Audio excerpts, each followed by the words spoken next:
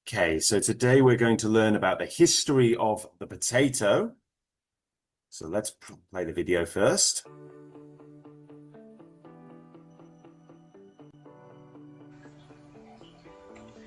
The potato is a ubiquitous part of the global diet. It has reached all parts of the world and touched almost every culture in some form or another. However, as well as being a delicious dietary staple, potatoes have played a more significant role in our history than most people realize. In fact, without the potato, modern civilization as we know it might not even exist. The potato was first cultivated by ancient Peruvians in South America. The Incas used potatoes as a primary food source to fuel their working class as they built and farmed their terraced fields, mined the Rocky Mountains, and created the sophisticated civilization of the great Incan Empire.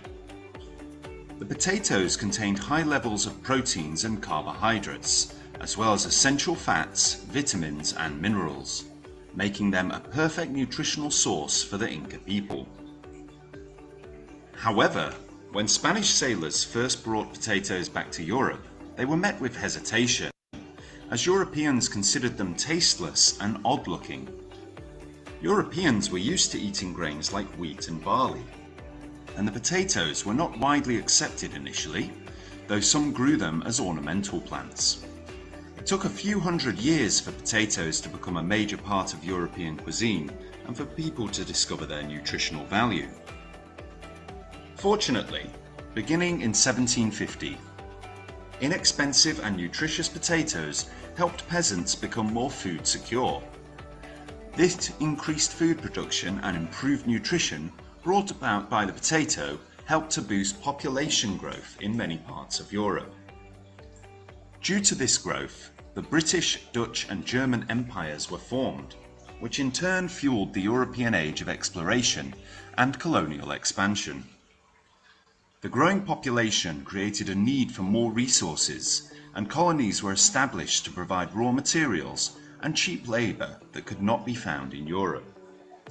The British, Dutch, and German empires in particular were able to expand due to their access to resources like land, timber, minerals, and slaves in the New World and beyond.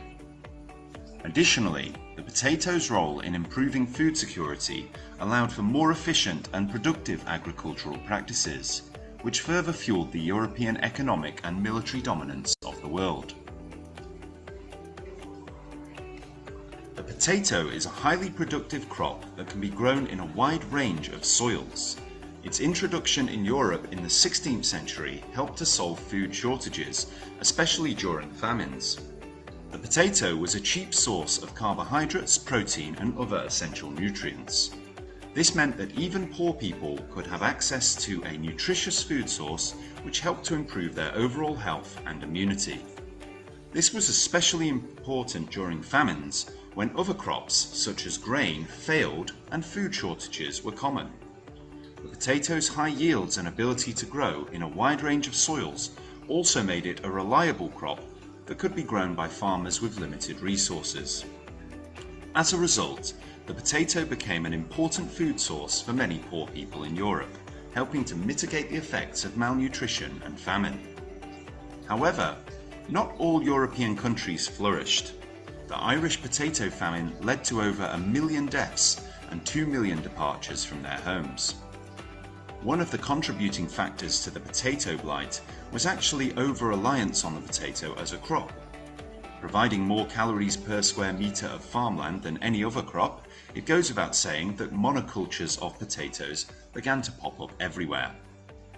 Monocultures of potatoes, where large areas of land are dedicated solely to growing one crop, are particularly susceptible to disease outbreaks because any pathogens that take hold in the crop can easily spread from one plant to another. This is because the genetic uniformity of these crops means that all the plants are equally vulnerable to the disease, and there are no plants with genetic resistance to help stop spread of disease.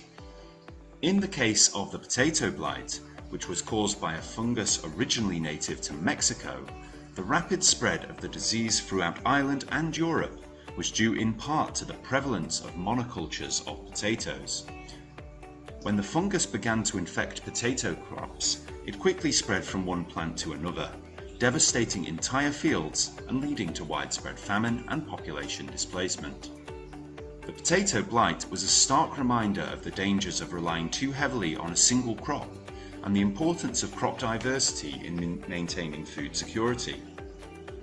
Despite this tragedy, the potato eventually recovered, and Europe's population, especially its working class, continued to increase. With the Irish migrant influx, Europe now had a huge, sustainable and well-fed population. The potato played a key role in the Industrial Revolution.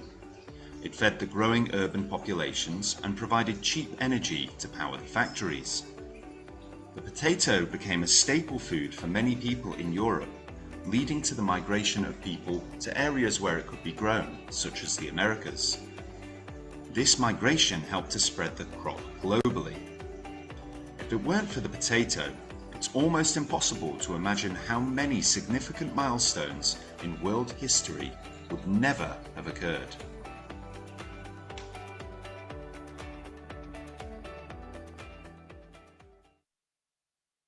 Okay, guys, so a little bit about the history of the potato there. Now, we've got a transcript to read through here, which is everything that was just covered in the video. But before we do that, what I want us to look at is the vocabulary bank. So we've got lots of new words to learn here related to the history of potatoes. So I'm going to share these words with you in the chat box. So just bear with me one moment.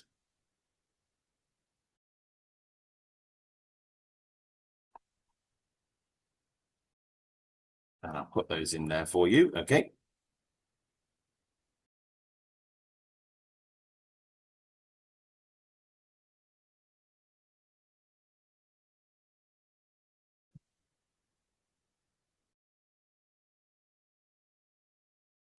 And you can use these later, or we can use these to actually play the games that we're going to play quite soon.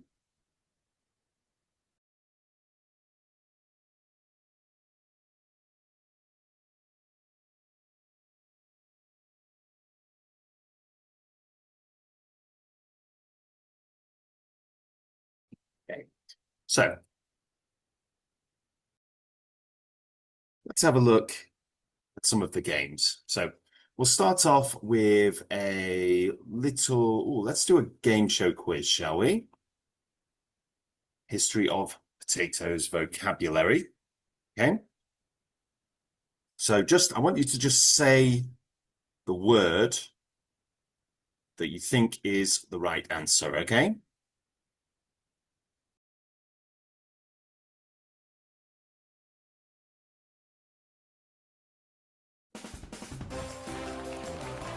You can also write it down if you prefer. That's no problem. All right, let's begin. So, existing or being everywhere at the same time. What word could this be? Any idea? Ubiquitous. It's ubiquitous. Yeah, ubiquitous. Ubiquitous. Yes. So when we say that potatoes are ubiquitous, it means that they exist everywhere. Pretty much every country, I believe, has potatoes. Next, we have the kinds of food that a person, animal, or community habitually eats. Diet, very good. So when we talk about the diet of a group of people, we're talking about the food they tend to eat. So rice or potatoes or wheat. Next, let's have a look. To prepare and use land for crops or gardening. Cultivate. Cultivate, very good. Cultivate. Fantastic. That's great stuff. You're doing really well.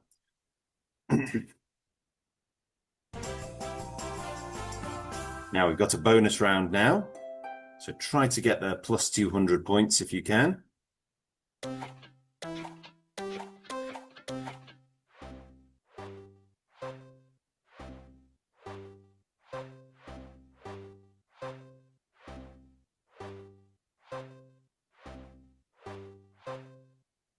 So A, B, C, D, or E. What do you think we should choose?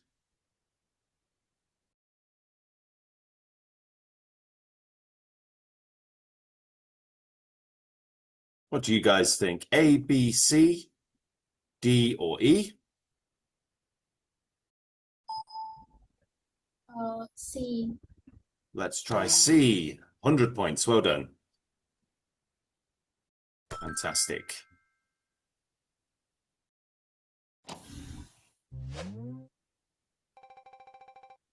Great work, guys. Okay.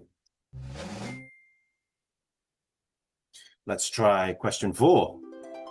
The social class comprising those who do manual labor or work for wages. Working class.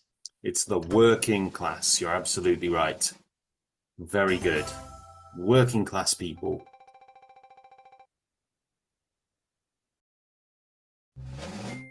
Question 5 now.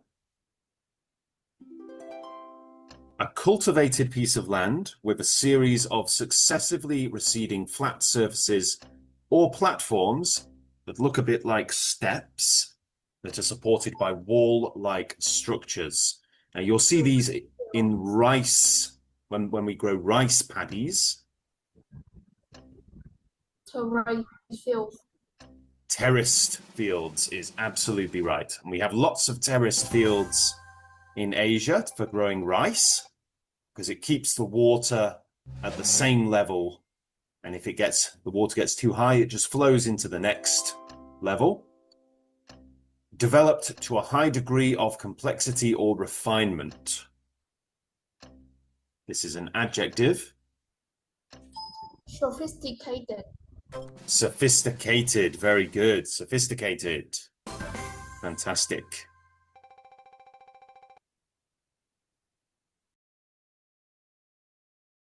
All right. Good stuff, guys. Doing really well.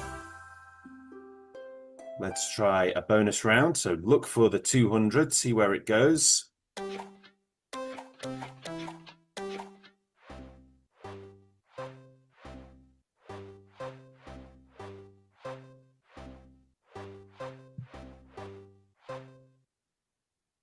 Okay, so A, B, C, D, or E?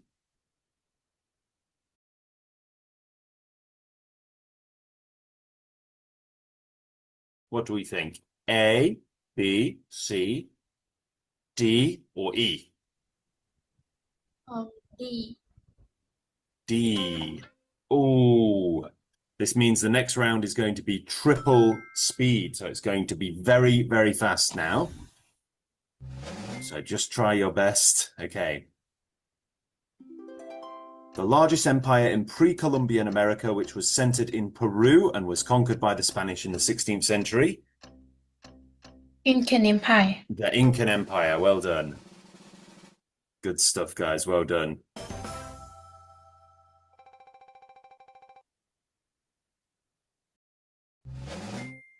Fantastic. Okay, question 8. A group of organic compounds that includes sugars, starches, and celluloses, and serve as a major source of energy. We're talking Carbohydrates. about carbohydrates.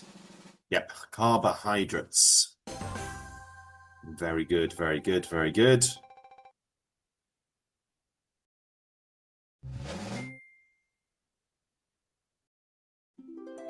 All right. Relating to the process of providing or obtaining the nourishment necessary for growth, health, and good condition. So this is an adjective. Nutritional.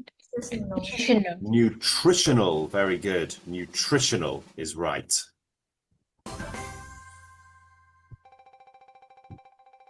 Nutritional. Fantastic. Okay.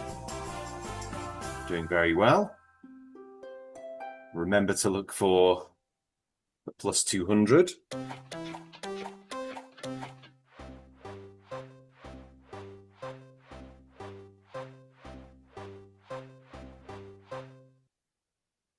So A, B, C, D, or E.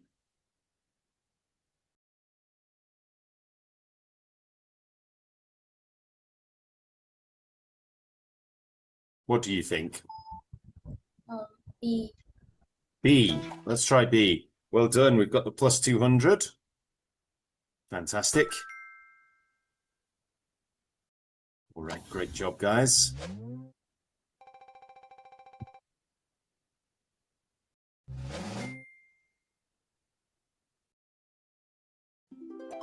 Right. The act of pausing before saying or doing something, usually due to doubt or uncertainty. So when we sort of, pause. Hesitation. Hesitation. Very good. Hesitation. Good job, guys. Well done. So I'm sure in the IELTS test, hesitation is something that we want to try to avoid if we can. The edible seed or fruit of a cereal, such as grass, or of a cereal grass, such as wheat, rice, or corn. Grains. Yes, we're talking about grains of rice, grains of wheat.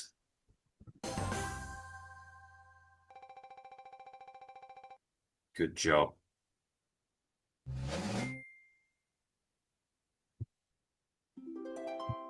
All right. A style or method of cooking, especially as characteristic of a particular country, region, or establishment. Cuisine. Cuisine. Yeah, cuisine. The type of food from a certain country. Great job, guys. We're doing really well.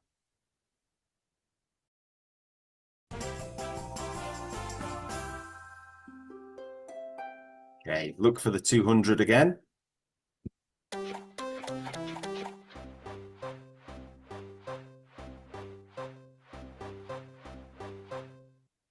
So, A, B, C, D, or E.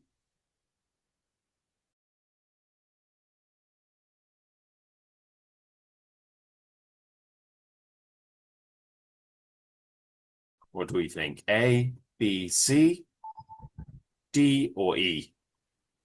A. A, okay. Let's try A. Plus 50. That's good.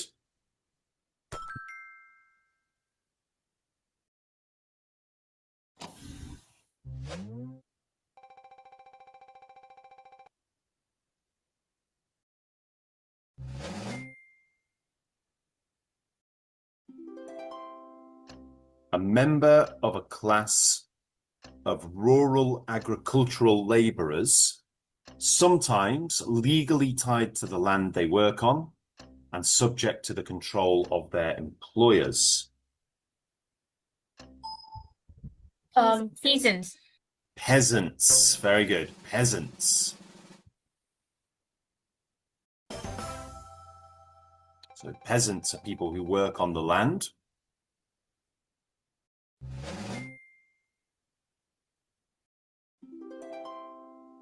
The state of having access to a sufficient and safe supply of food that meets dietary needs. Food secure. Food secure. Very good. So if you're food secure, means you have a safe supply of food. You're not worried about going hungry.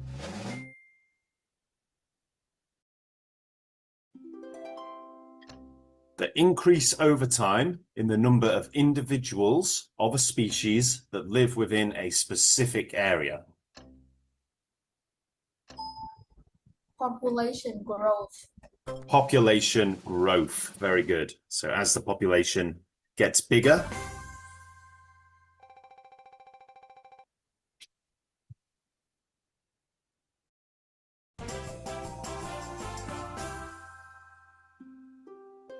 right, good stuff. Let's try a bonus round.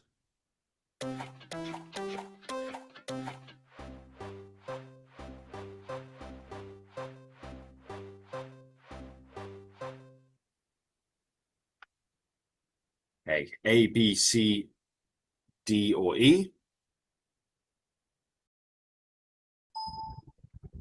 D. D. Let's try D. Well done. We've got the plus 200 card there. Fantastic.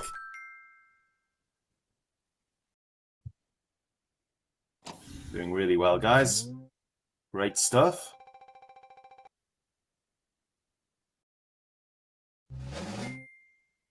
Question 16. The expansion of a nation's control or influence outside of its borders by establishing settlements, taking control of other nations, and exploiting resources.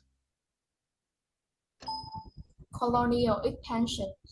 Colonial expansion. Yeah. Colonial expansion.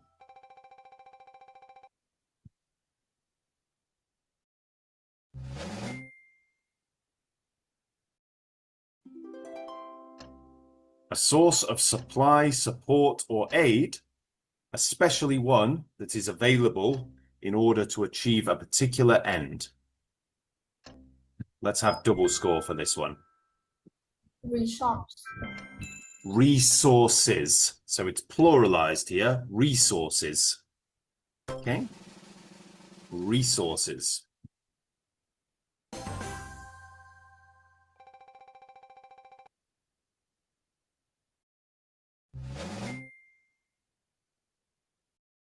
Good job, guys.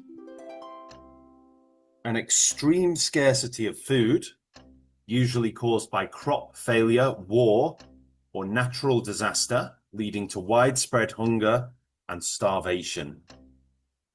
Famine. Famine. So we say famine. Famine. Okay? Famine, that's right. Well done. Famine. So that's when there is no food. Could be for a number of reasons. Crop failure, lack of water, could be a fungus or some kind of pest. All right, so we try to get one of the green ones.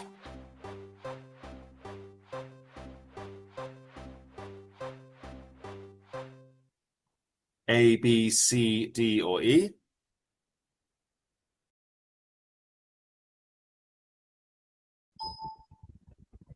E. E. It's the only red one. Dear, oh dear.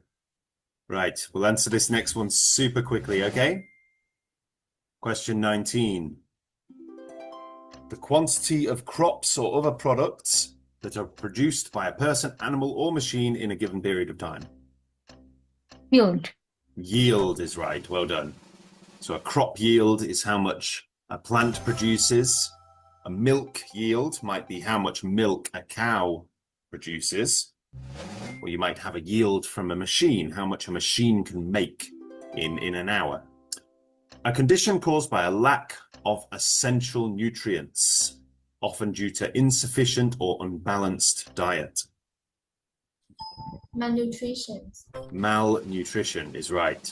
We have the prefix mal, which you'll notice basically is used in a lot of bad words like malicious or malaria. A serious event or situation, especially one that ends in disaster or sadness. Tragedy. It's a tragedy. Very good. A tragedy. Good job, guys. Doing really well.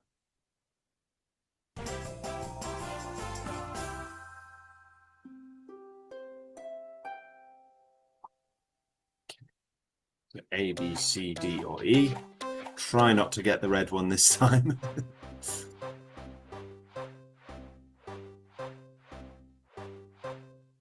Okay, guys, so A, B, C, D, or E.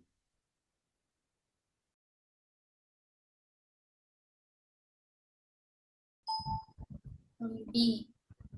B. Okay, so we've got triple score lifeline. So that means the next question we'll use that. And we will have triple the points. So we should get lots of lovely points now. Triple score. The fact or condition of being prevalent, wide extension or spread, frequency, and the word is actually in that definition as well. So big clue there. What's the word? Prevalence. Prevalence, yeah. Something that is spread broadly, spread widely. It's the noun form of prevalent, which is an adjective. The state of all individuals in a population having identical or nearly identical genetic makeup. So a field full of potatoes. Genetic uniformity. Very good. Genetic uniformity. When we have genetic uniformity, it means that when one plant catches a disease, it's likely that the one next to it will. And that means that the whole field can be wiped out pretty quickly. The ability of an organism to survive or resist the effects of a harmful chemical or biological agent. Resistance. Resistance is absolutely right. Very good. Resistance. Good job, guys.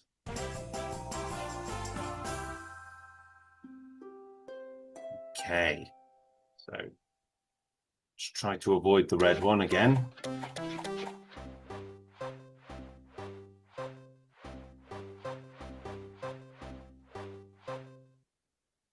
Okay, A, B, C, D, or E. What should we choose? E. E. Oh, no. Okay, minus 200. Dear, oh dear. Okay, it's okay. Still doing very well. Highly destructive or damaging.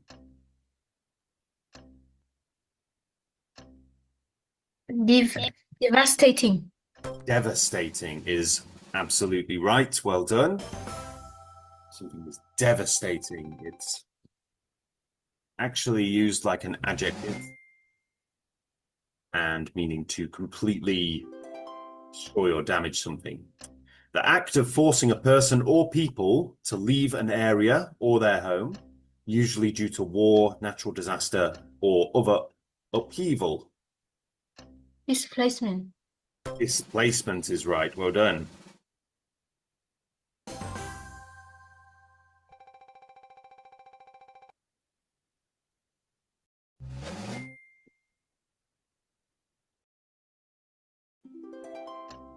Able to be maintained at a certain rate or level without depleting natural resources or causing ecological damage. Sustainable. Sustainable, very good. When we can keep something going for a very long time because it doesn't run the resources out. So wind power, solar power, things like these.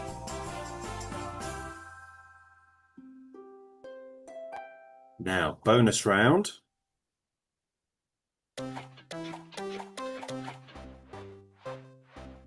Right, let's pick the red one this time. So A, B, C, D, or E.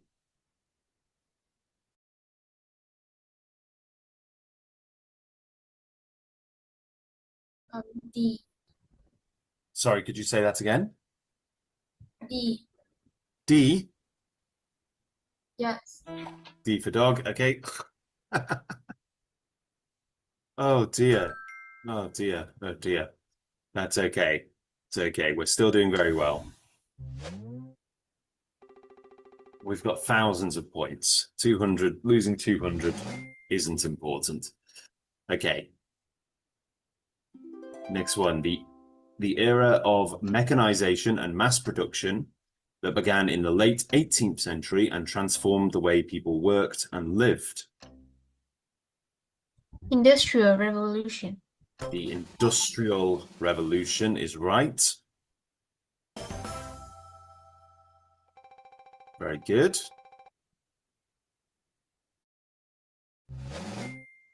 Fantastic. And question 29, relating to or encompassing the whole world, something that is worldwide. Global. Global, yeah, or because the world is a globe. So when we talk about things being global, we're talking about them being all over the world.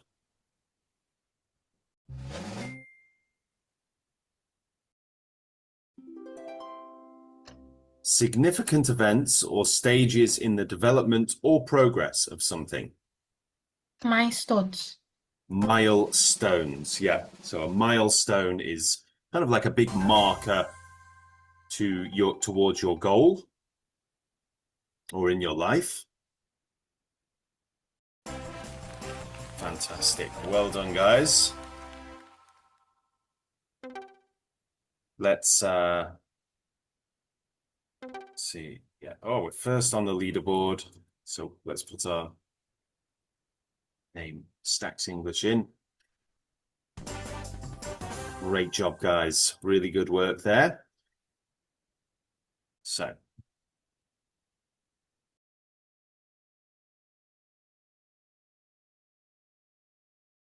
okay. Right. Great work, guys. Doing really, really well. Let's try the reading quiz. So there's lots of other games we could do. We need to learn the vocabulary further. Let's try the reading quiz, though. Okay, so this time, what we're going to need is the transcript ready. So there's 12 questions. So what we'll do is we'll duplicate this tab and we will open up the transcript as well so that we can look for the answers when we need them. Or of course, we could click up this up here. So the first question, we'll go through this in just now. Potatoes have played a significant role in our history beyond being a dietary staple. Is that true, false, or not given? True. True. Yes, it is. Very good. So it makes it quite clear there that it does.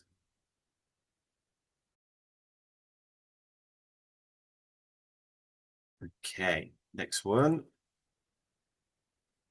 A little bit slow. The potato was first cultivated by ancient Peruvians and became a primary food source for the Incan working class. Is that true, false, or not given? True. It is true. Well done. The Incans found the potato to be bland and didn't like the shape.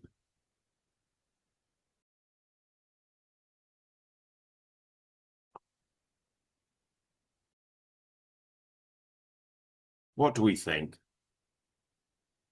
Let's have a look at the transcript, okay? So when you're doing the IELTS reading test, what you want to look for a question like this is something like this, the Incans, because the Incans, you can't pluralize it. You can't synonymize it. You can't change it to something else, okay? We could also look for potato, but of course the whole thing is about potatoes. Or we could look for the word bland or a synonym of bland. So you might find the word tasteless or something like that. Or you could look for a synonym of didn't like the shape. So you might see a sentence that says irregular shape or unusual shape. But I think the easiest thing to do is look for the Incans and see if we can find something in here about the Incans and see if it mentions that they didn't like the shape or the taste of potatoes in the beginning. So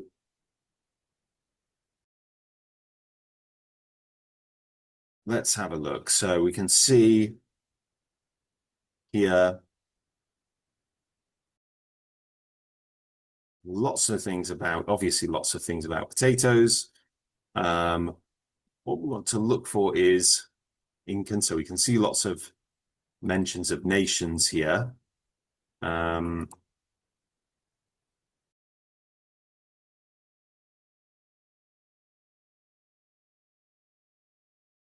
Here we go. The Incans used potatoes as a primary food source to fuel their working class as they built and farmed their terraced fields, mined the Rocky Mountains, and created the sophisticated civilization of the great Incan Empire. The potatoes contained high levels of proteins and carbohydrates, as well as essential fats, vitamins, and minerals, making them a perfect nutritional source for the Inca people. Now, this is the only paragraph where the Incans are mentioned.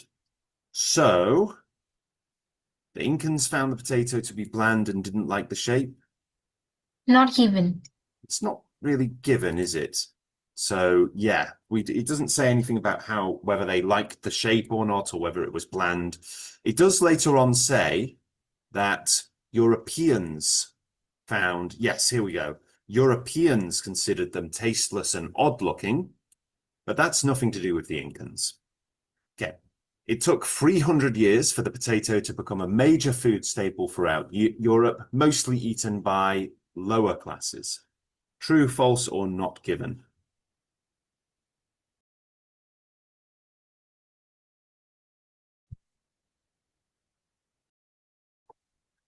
Now, a way we can look for this is we could look for the word 300. We could look for the number 300 years.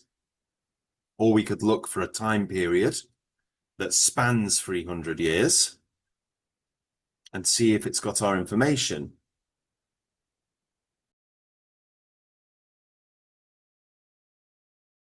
We might also see something like 3 centuries, something like that. So I can't see 300 in there anywhere. But the question is, it took 300 years for the potato to become a major food staple throughout Europe, mostly eaten by lower classes. Maybe we could look for something related to Europe. So let's look out for the word Europe. So we've got European countries here.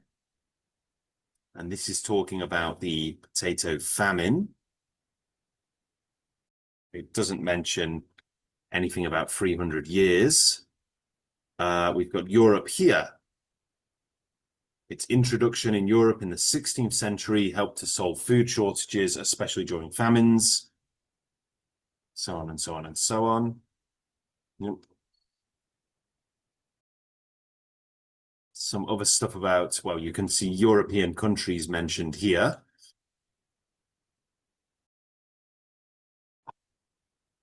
But it doesn't seem to mention anything about 300 years. And then up here, we've got Europe again. At first they were met with hesitation, as Europeans considered them tasteless and odd-looking. It took a few hundred years for potatoes to become a major part of European cuisine and for people to discover their nutritional value. So, does it say 300 years? Does it say that people only ate them if they were lower class? It doesn't really say, does it? So it's not given specifically. Next, we've got cheap and nourishing. Potatoes helped peasants become more food secure. True, false, or not given? Yes, I think we can remember that from the words like peasants and the words like food secure. French fries were actually invented in Belgium. True, false, or not? Given. It's not given. But it is actually correct. That is actually a fact, but it's not a fact that's mentioned here. So we've got to put not given. Food security led to steady population growth and the formation of the British, Dutch, and German empires. True. It is true. Very good. The Irish potato famine led to over 1 million deaths and 2 million departures from their homes. True. False. True and false. So some are saying true, some are saying false. Let's have a look. So let's have a look for where we've got information on the potato famine. Ah, here we go. We can see the word 2 million here. Not all European countries flourished. The Irish potato famine led to over 1 million deaths and 2 million departures from their homes. One of the contributing factors to the potato blight was actually over-reliance on the potato as a crop, providing more calories per square meter of farmland than any other crop. It goes without saying that monocultures of potatoes began to pop up everywhere. So is that true, false, or not given? True. It's true, yeah. Despite this tragedy, the potato eventually recovered and Europe's population continued to decrease.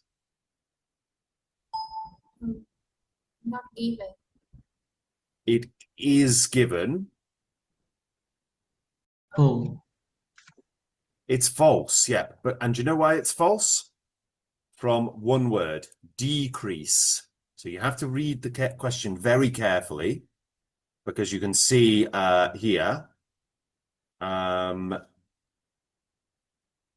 here, despite this tragedy, the potato eventually recovered and Europe's population, especially its working class, continued to increase. So it's almost word for word, except for this little bit here, decrease. So that's why you have to read the questions very, very carefully. Make sure that you're not just looking for general trends, you're looking for the specific message that is being given. All right. With the Irish migrant influx, Europe had a huge, sustainable, and well-fed population that helped man the emerging factories of the Industrial Revolution. True, false, or not given? Not given. It is given. False. So you think true? No, it is true. So let's have a look at that. So again, we can find words that have no synonym. So Irish isn't really something you can turn into a synonym. You might say people from Ireland or something like that, but generally we're going to say Irish. Europe is quite the same. An industrial revolution is probably not going to change either, nor would a word like factories. So we can see it right here. With the Irish migrant influx, Europe now had a huge, sustainable, and well-fed population. The potato played a key role in the Industrial Revolution. It fed the growing urban populations and provided cheap energy to power the factories. So yes, very good. Potatoes were not able to be grown in some parts of the world. True, false, or not given? False. False. It's not false, I'm afraid. Not even. Now, unless it specifically says potatoes are able to be grown everywhere in the world, which is, we know is not true because you can't grow potatoes in Antarctica, for instance. Unless it says that, then it's not false. And unless it says that they are able to be grown, unless it says specifically that, then it's false. And unless it says the opposite, that they can be grown everywhere, so that they can't be grown everywhere, then it's true. So we're probably looking at true or not given, but it's not. It's not mentioned. Without the potato, many significant milestones in world history would never have occurred.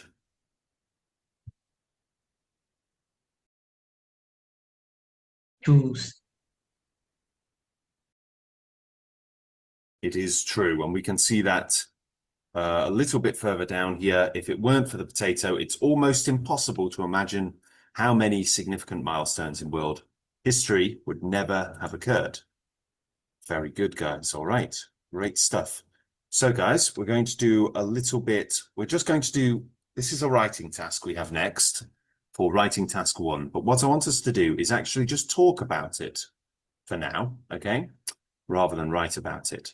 So you can see here that you can actually do this on the Stax English IELTS Master Course if you want to.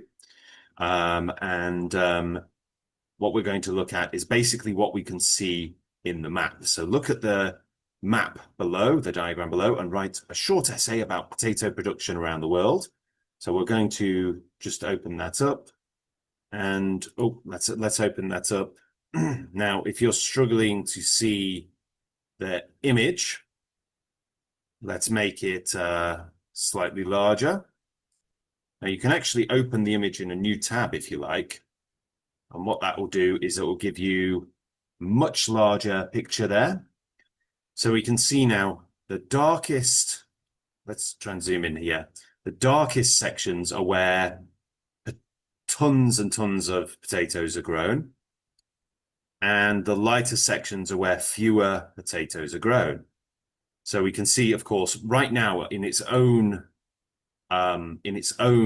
column is China. And look how many potatoes China grows.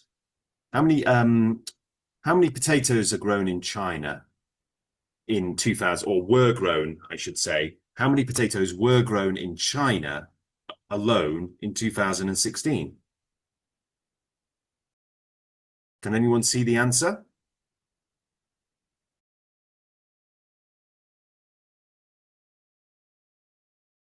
Look over here, guys.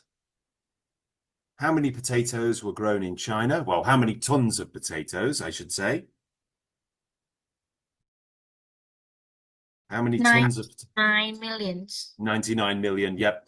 Now, if you want to simplify that, you can say nearly 100 million, rather than, saying the whole thing. Okay, so let's look at that map for a second. Now, usually when we're looking at a map like this and we're looking at statistics like this, it's a good idea to group the countries into continents. So we can see we've got Africa here, okay, Europe here, we've got Asia over here, North America here, and then South America down here, and Oceania over here.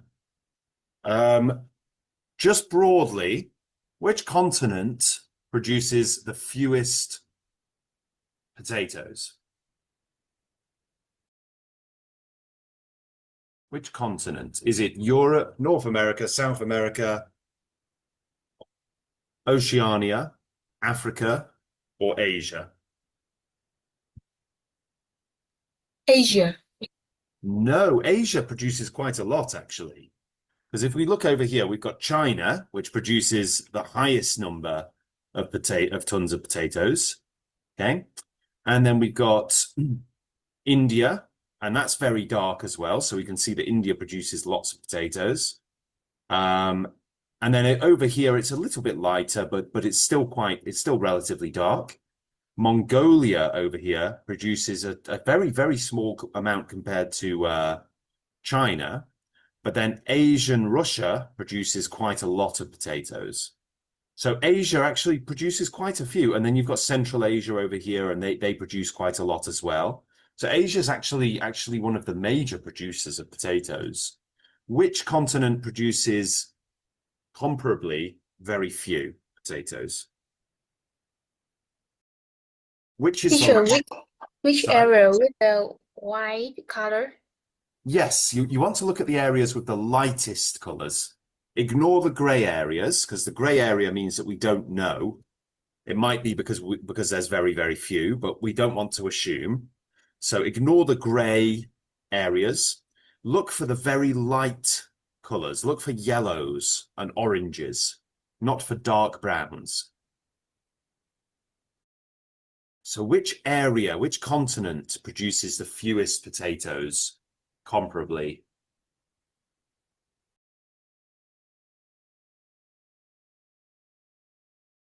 Which is the lightest area on the map? Is it North America? Is this nice and light over here? No. No, it's not. North America produces a lot. What about South America, where potatoes come from? Do they It's a produce? little bit light. It's a little bit lighter, but they still produce quite a lot. And remember that the potato came from South America. Yes. Asia, over No. here, we've got East Asia produces a lot. Central Asia still produces quite a lot. Yeah. What about Europe? Europe's over here. No. Europe produces quite a few, quite a lot. Africa, down here. Africa. Africa produces the fewest, doesn't it? It produces the lowest number of potatoes. Okay. Now, what is the most significant thing? What is the most significant and most noticeable country on this map? Because there's one country that stands out more than any other.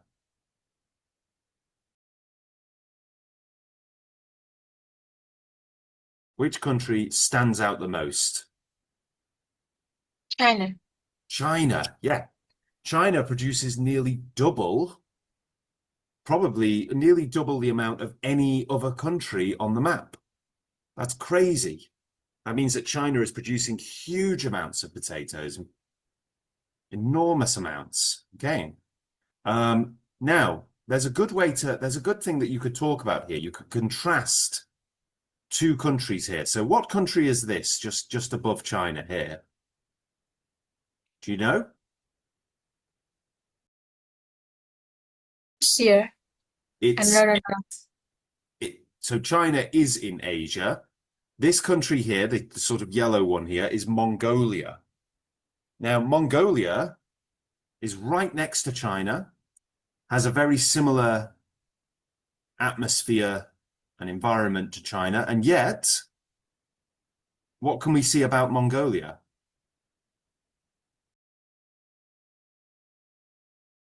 They don't produce many potatoes at all. And the same goes for Vietnam. Vietnam doesn't produce very many when it's compared to China. Neither does North Korea and South Korea compared to China. They still produce a significant amount, but not a huge amount. Japan produces a few, but again, not too many. So we can see that China produces an inordinate number of potatoes, a huge amount of potatoes. Absolutely. What else could we say about this map? What else could we say about this map and potato production? What's another interesting feature?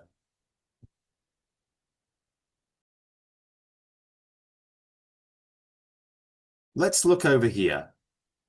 Let's look at South America and North America. So who produces more, broadly speaking? South America or North America? South America. Do you think so?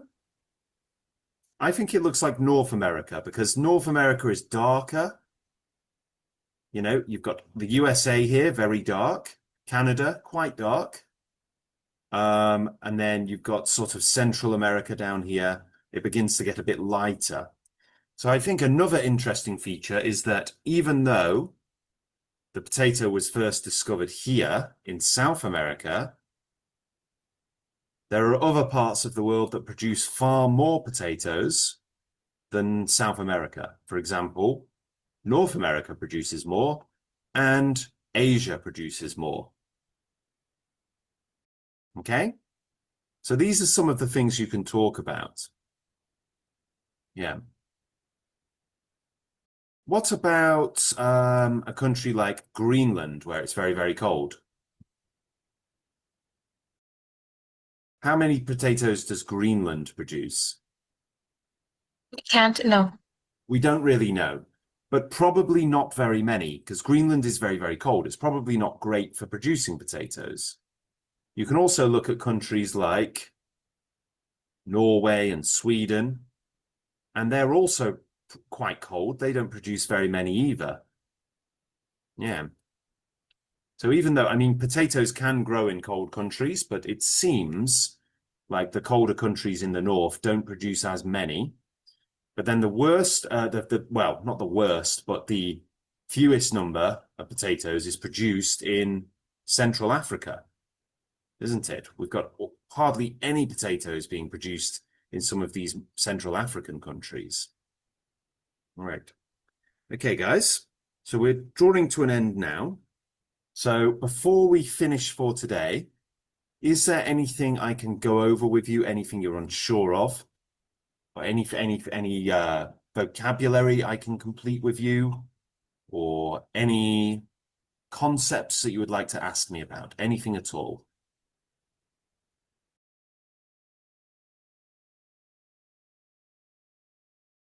No. Okay. All right, guys. Well, before the next lesson, what you can do is you can look at this diagram and write a short essay about potato production around the world. Now, this is just general writing practice, so we'll have about 200 words. Some tips here are: remember to use the past tense because this map is from 2016.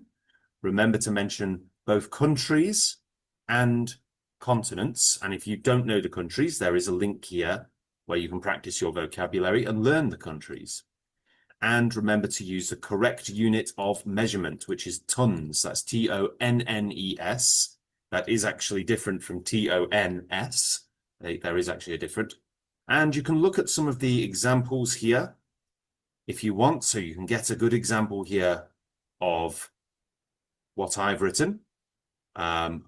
Three simple sentences talking about the different countries, the different continents, and the different amounts that they're producing. You don't need to explain why Africa produces more than perhaps another country, but just keep it objective and explain what is being produced, not why. You don't need to try to guess why one country might produce more than another. And you can also give feedback to others who've filled this in as well, and let them know how you think they've done, and they will let you know how you've done. Okay, so I'll sort that out. Well done today, everyone, and we'll finish for that there, okay? All right. Bye-bye for now, guys. Teacher. Yeah. Goodbye, teacher. Bye-bye, everyone. Bye-bye. Bye-bye. Bye, teacher. Have a lovely evening. Bye-bye, guys.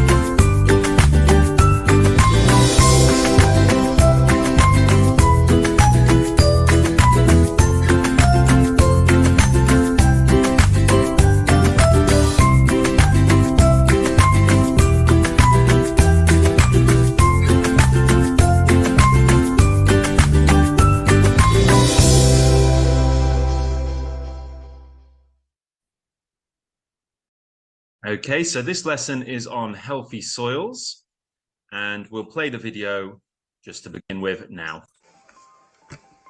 Healthy soils, the foundation of healthy food and a better environment. Despite all our technological developments, humanity still relies on a few centimeters of soil to survive. 95% of our food is produced by farmers in our soils. It all starts in soils, where food begins. Healthy soils provide plants with nutrients. 18 elements are essential for plant growth. 3 are obtained from the atmosphere by photosynthesis, and the rest comes from the soils. Soil fertility is the ability to provide essential nutrients and favourable chemical, physical and biological characteristics for soil organisms and plant growth. When soils are degraded and nutrients are not replenished after a harvest, they lose their capacity to nurture life. Over the last 70 years, the level of vitamins and nutrients in food has drastically decreased. The loss of soil fertility leads to low crop yield and crop failure. It also leads to hunger, malnutrition and poverty. When nutrients are in excess, they spread into the environment, polluting water and contributing to greenhouse gas emissions. Polluted soil puts our food chain and the health of our planet at risk. What can we do? Adopt long-term sustainable soil management practices to enable farmers to restore soil health. Agricultural policies should prioritise nutritional value and safety of food over crop yields. The fertiliser code should be a guiding tool to avoid the underuse, misuse and overuse of fertilisers. The quality of fertilisers should be of public access and monitored by reference laboratories. To avoid deficiencies, it is essential to include micronutrients in soil's fertilisation plans. The use of pulses, crop diversification and rotation should be promoted. Fertilisation should be combined with innovations such as biofertilisation, nutrient recycling, biofortification and biostimulants. When we support farmers in bringing back life to soils, we're ensuring the future of our food and the planet.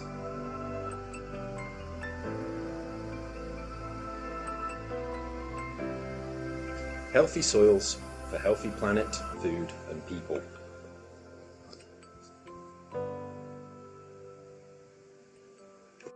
Okay guys, so that was the video. Now what we need to do next is we need to just read through the transcript. So the transcript is everything that you just saw on the video. And in that transcript, you can see some words that are highlighted in bold, such as foundation or environment, technological, humanity, or relies. And you can find out what those words mean in the vocabulary bank. Okay? So what I'm going to ask you to do is spend the next 5 minutes reading through the transcript. Now, I've posted a link to the transcript in the meeting chat, so you can click that link and go down to Healthy Soils and read through the transcript. And I'm going to give you 5 minutes just to read through and look up any words that you don't know. And then afterwards, we're going to play some games and we're going to do a little reading quiz as well, where we answer some questions. So I'll give you 5 minutes now to answer those questions, to read through the transcript and learn some of the vocabulary.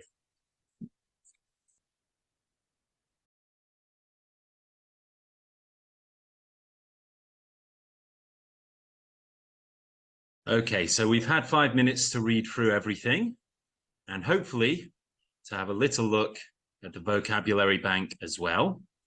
Now, don't worry if you haven't managed to learn all of those words yet. There are a lot of words to learn. So don't worry, we're not going to go through them one by one. What we're going to do instead is we're going to play a little game just to learn those words. Okay, guys, so what I want you to do is just type the answer in the chat box for me. Now, this game is fairly simple. We have a few little powers that we can buy. And what we need to do is just figure out which one of the words appearing on the left is the correct word. So right here we have a transitive verb and the synonym is foster. So let's have a little clue, shall we? Let's see if I can get the clues up. Okay. The antonym would be neglect, which would mean not to look after. Yes, and the word is nurture. Similar words there are take care of or rear.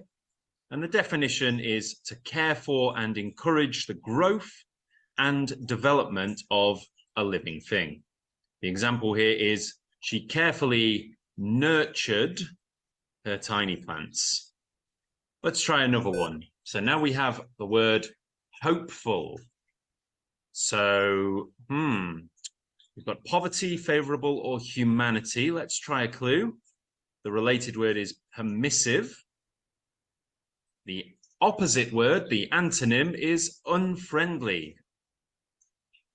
And then let's have a look. Oh, do we have any other clues? No, we don't right now. What could the word be, do you think? So hopeful, something good. Now, it's not humanity. humanity is the collective word for everybody on earth, every human. Yes, the word would be favorable. Well done. So the opposite word is unfriendly, unfavorable. Synonyms would be auspicious. And the definition, showing the promise of something good. Example, a favorable weather report, meaning there's going to be good weather. So remember, guys, you can learn these words yourselves by just clicking the link in the chat box there. Now, let's try another one here. So we've got a noun, and the definition is the total measured amount that can be contained. So everything you can fit into a certain place. The example is the gas tank or the fuel tank has a of 13 gallons. And the correct answer, guys, yes, well done, is capacity. And we're talking about size. And the related words would be full. So our capacity is how much something can hold. Let's try another one now. So we've got a transitive verb, meaning to bring someone down from a higher to a lower rank, degree, status, position, or the like. So, yep, some of you have guessed it already. Well done. So the word is degrade. So we have our grades, don't we? And our grade, when our grade goes down, we degrade. So basically, to bring someone down is to degrade someone, or it could be to degrade something. In this case, when the soil degrades, it means that the nutrients that were in the soil become fewer and fewer. So let's have a look at the next question. We have an adjective this time, and the similar word is more. So this is when we have more than we need, really. More than required, more than expected, more than considered reasonable, extra or additional. Yes, the word is excess, meaning too much, more than we need. Very good. So an example would be excess energy, meaning more energy than we need. If we maybe drink too much Coca-Cola or eat too many sweets or have too much sugar, then we end up with excess energy. Okay, so let's try the next question. We're leveling up now. That's great.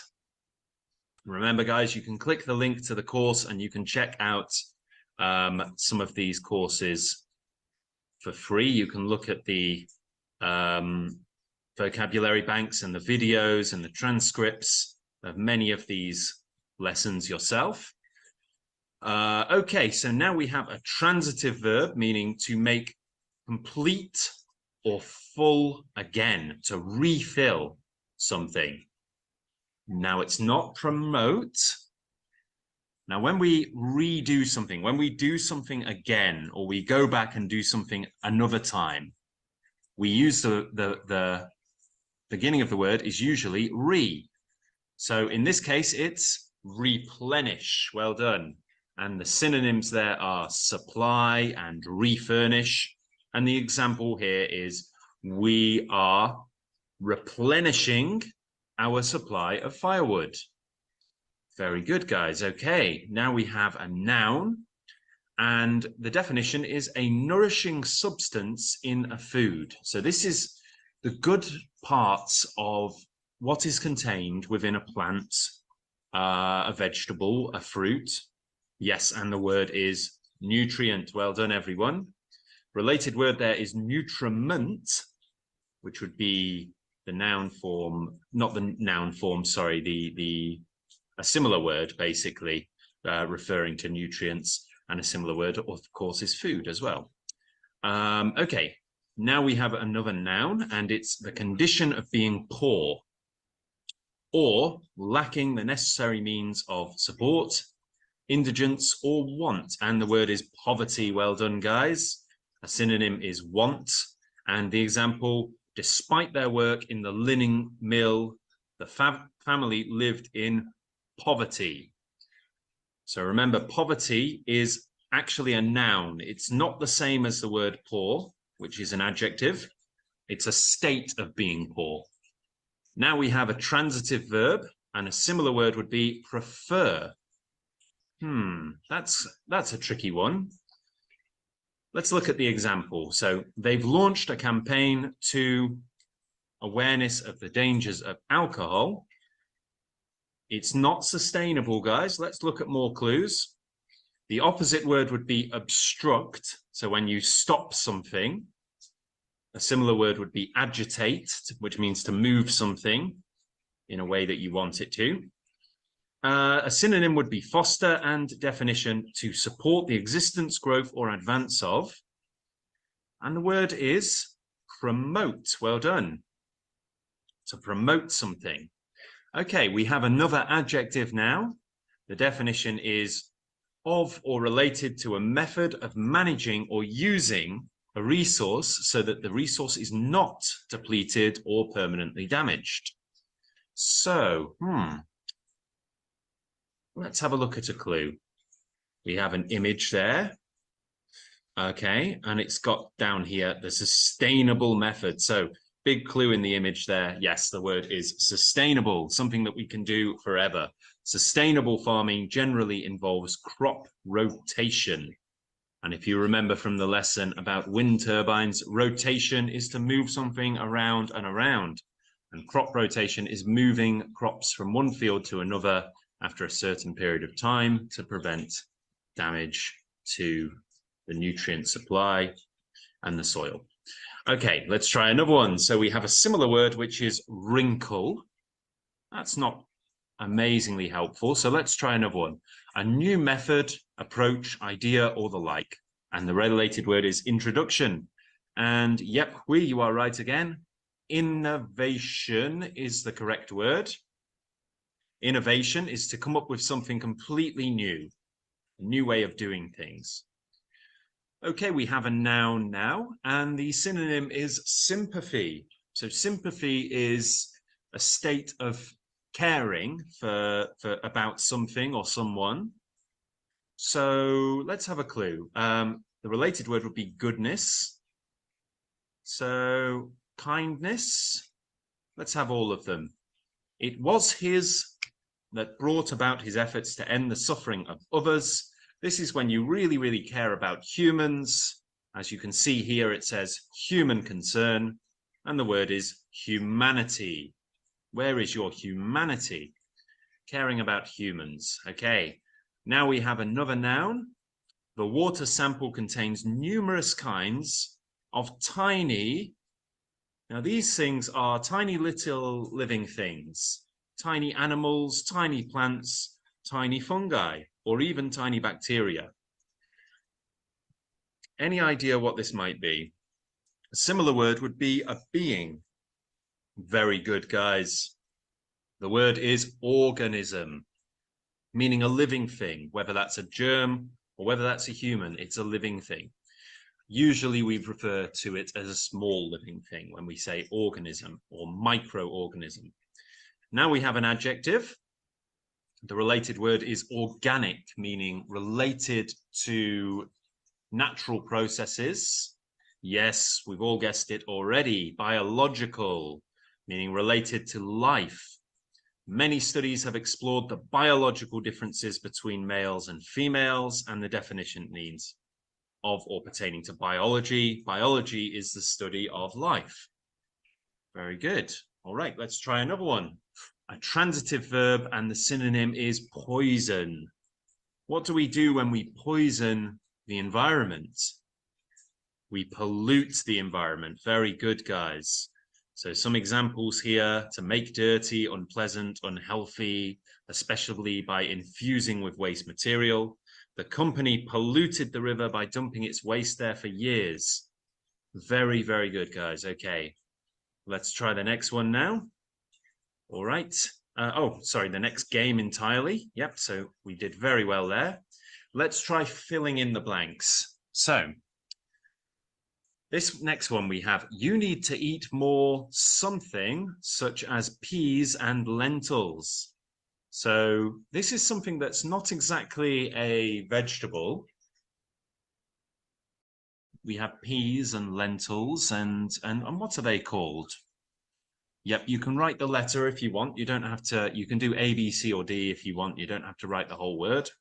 It's not agriculture. You don't eat agriculture because agriculture is related to farming. This is actually a collective noun related to, which is actually a type of food which we do eat. And they have lots of fiber. Yes, well done. Pulses. So when you have peas and lentils, we call them pulses. Okay, number 2. I live in an area of the state where there are many cornfields. So this would be a word meaning related to farming. Yes, well done, guys. I live in an agricultural area. Fantastic. Next one. The successful knee surgery seemed to her youth. Now, this is what we're saying in this sentence is that a woman, let's say an old woman, got some knee surgery and then her knee felt so good that she felt young again. It's almost like it replenished her youth or brought back her youth. Any idea? It's not over. Yes, well done. It's restore. And in this case, we're using the past tense. So we would say it seemed to restore her youth. Seemed is past tense already. So we don't need to turn restore into the past tense. Next one. The something of a larger planet is slower than that of a smaller planet. Now remember, what do planets do? What do they do? The same as thing that wind turbines do or wheels do. They rotate. Very good. So the rotation of a larger planet is slower than that of a smaller planet. Okay, next one.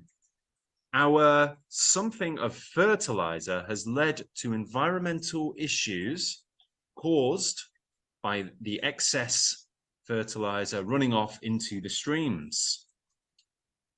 It's not our agricultural use, it's our overuse. Very good. Our overuse of fertilizer has caused environmental issues. Great job, guys. We're doing really well. All right, let's try another one. I think that's supposed to say the policy may also offer improved energy security through of energy resources. So what we're talking about here is different kinds of energy sources. Rather than just using fossil fuels, this would be using, yes, well done, a diversification of energy sources, meaning wind power, solar power, and so on. Very good. Next one. This license you to fish in all the lakes of the area. So this is something that lets you fish in all the lakes in the area. Yep, and the word is enables. So you are now able to do that. You are enabled. Very good. With improved methods of farming flourished in the area. So what began? Yes, agriculture flourished. So we were able to make more farms and grow more things. Of this machinery can be dangerous. So if you don't use a machine properly, it is misuse. Good job, guys. Misuse of the machinery can be dangerous. Good. Next one. The ability to tasks is essential to good management. So when we need to decide what's important, what goes first, we call this, any ideas? Not diversification. Diversification is a noun. We need a, yes, well done, a verb. Prioritize, the ability to prioritize tasks. Good.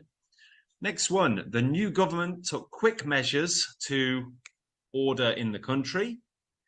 So this is when the government brings back order. Not enable order. No. This would be restore order. Yeah. So it was ordered. Everything was working. Then it was chaos. Then they restored order. Okay. You have an iron. You need to eat iron-rich food like spinach. So this is when you don't have enough iron. An iron deficiency. Very good. Next one, guys. Okay. Adding to your soil will help your crops to grow.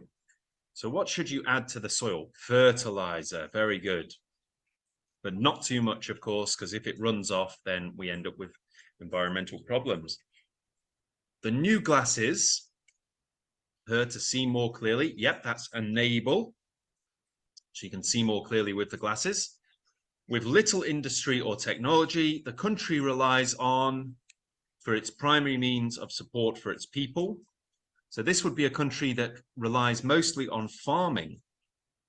So what do they rely on? Yes, agriculture. Very good, guys. Okay, next one. As their experiment began to yield results, the scientists worked in there late into the night. Where does a scientist work? In a laboratory. Fantastic work, guys. Really, really good. Okay, guys, we're going to try the reading quiz now. Okay, so great job with that. Now, let's see how much we can remember. And don't worry if you can't remember. As I say, open up the course and go to the transcript. And what we can do is we can look at the transcript again and try to find the answers to these questions, okay? So I'm going to go through the quiz and you guys can look at the transcript to try to figure out the answers to these questions. So let's begin. How many elements are needed to help plants grow? 18, 20, or 80? Yes, it's 18. Very good. Fantastic. Okay. Photosynthesis provides how many of these 18 elements? 1, 2, or 3? What do we think? That's not correct, guys. Let's have a look at the transcript, see if we can help ourselves. So it will be right at the top. In a reading test, we always go through the text in order, so the questions won't go back and forth. They go through. 18 elements are essential for plant growth. 3 are obtained from the atmosphere by photosynthesis. So what is the answer to the quiz question? The answer is 3. Well done.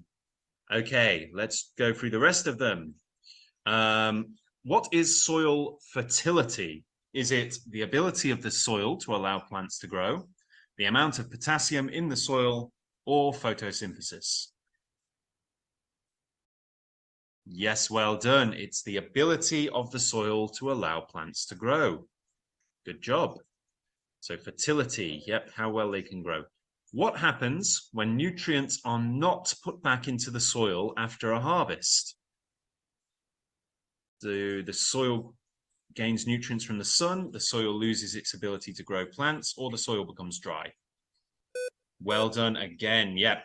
So when the nutrients are not put back in, the soil loses its ability to grow plants. Very good. In the last 70 years, the amount of nutrients in our food has fallen. Is that true, false, or not given in the text? It is true. Well done, guys. We're doing very well. Okay, next one. Low soil fertility leads to crop failure or higher crop yield. That's crop failure. Yes, if the soil is not fertile enough, then crops don't grow. Low soil fertility also leads to photosynthesis or low crop yield. What do you think the answers are, guys? The answer is low crop yield. So yield is how many fruits and vegetables we actually get. And if the yield is low, it's probably because there's not enough nutrients in the soil. Okay. Failed crops cause hunger or high crop yield? Yes, they can lead to hunger, starvation, if entire crops fail. Failed crops cause higher nutrient levels in fruit or malnutrition? Well done, guys. Yes, that's malnutrition because there are just not enough nutrients in the soil. When there are too many nutrients in the soil, fruits are bigger they leak into the surrounding environment, or everybody benefits?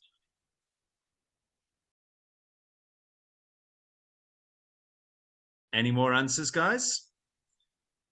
The answer is, well done, they leak into the surrounding environment. They run off when it rains and they end up in streams and rivers, and that can be very bad. When nutrients spread into the environment, it pollutes the water. True or false? Yes, it's true. Well done, guys. It is given, that one, yep. What should agricultural policies prioritize? So what should they say is the most important thing? Higher crop yield or safety of food? Safety of food is right. Well done, guys. That's the most important thing. What should agricultural policies also prioritize? Nutritional value or mechanization? Well done again. Nutritional value. How many nutrients are actually in the food we're producing? Fantastic. Okay, so we absolutely smashed that. Fantastic. Did really, really well. Okay, guys, remember.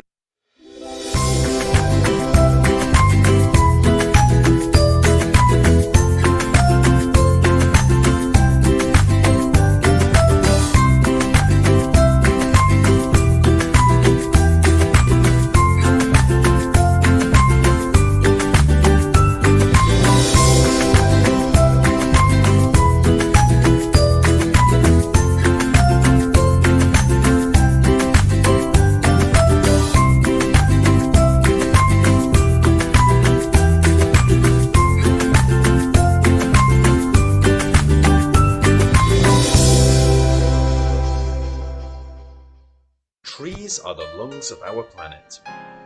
Absorbing carbon dioxide and producing oxygen for us to breathe, trees are essential to our survival.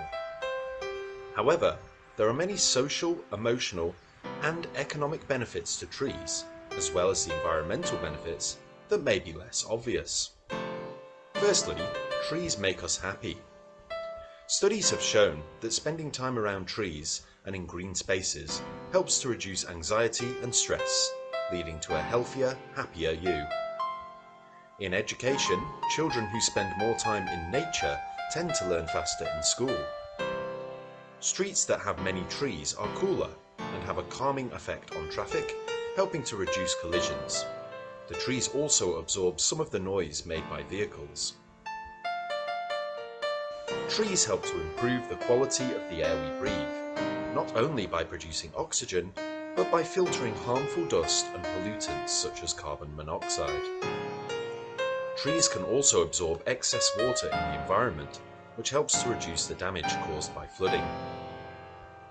Many species of wildlife depend on trees for habitat. Trees provide food, protection, and homes for many birds and other animals. Trees can also help to save money on your bills. This is done by reducing your cooling costs in the summer by shading the south and west sides of your home. If deciduous trees are used, they will allow the sun to pass through and warm your home in the winter. And finally, a home surrounded by healthy trees can sell for up to 10% more than a home without, increasing the resale value of your home significantly.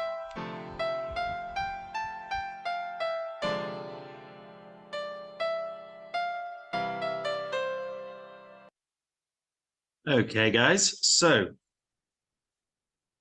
that's the video section.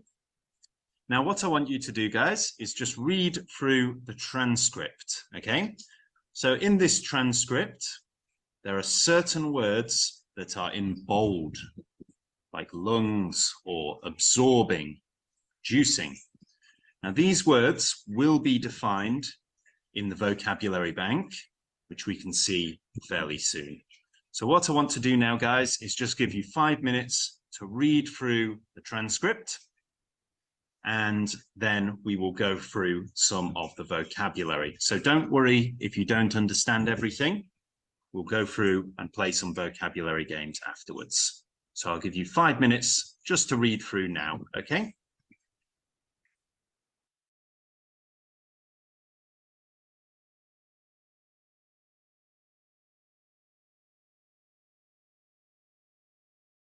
Okay, guys, so we've just had 5 minutes to read through. Now, I do understand that some of you might be a little confused by some of the words or some of the sentences that are used. So what we're going to do is just practice some of these games, which will help us to learn what the vocabulary means. So we have a vocabulary bank right here, which we can refer back to as we need it, okay? But what we'll do is we'll start with some games. Now, what these games will do is just help us to find different ways to learn how to use the vocabulary properly, how to use it in a sentence, and what they mean, and also some synonyms and things like that. So there's lots of different games that we can play here. I've selected a few for you to play with me. So we're going to play a game called Guess What, okay? So the way this works is that we can buy some trick cards using the money we earn. And we can also get some clues by clicking these little question marks. So if you guys want to turn your microphones on now or write in the chat box, that's okay. We're going to try to figure out what word is being used here. So part of speech, it's a transitive verb, meaning encompass. So encompass. Let's have a clue. Let's click on one of the clues here. Okay. Let's do that. Hold on. Make sure that's working properly. Yep. Hold on. Okay. So encompass. So we've got the three words harmful, surround, and collision. Let's try using one of these. Okay, so we can see these clues. Similar words would be encase. The definition is to encompass by closing off all sides. And the example is the wall, the town. A related word would be belt. Any idea? Yes, well done, Hui. It means the word is surround. So to go all the way around something is to surround it. Let's try another one. So this one is an adverb. Okay, so it's describing a verb. Now, big clue there. Most adverbs end with the word with the letters ly. The definition, in an amount or to an extent that is important, considerably. Very good, you guys. Yeah, significantly. So the example here is the turnout for this year's election was significantly higher than it was last year. We could also say the word much higher. Okay, let's try another one.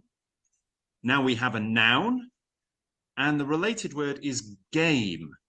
But we don't mean game like a game you would play. We mean a game you would hunt.